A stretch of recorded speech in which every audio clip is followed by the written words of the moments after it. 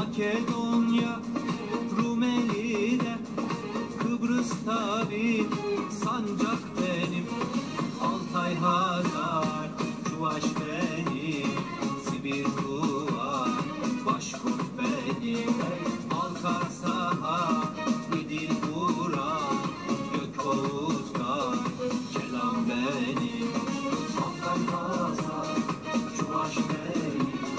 Sibir, Tuva, Başkurt benim. Alkarsaha, İdil, Burak, Gökoğuz'da kelam benim.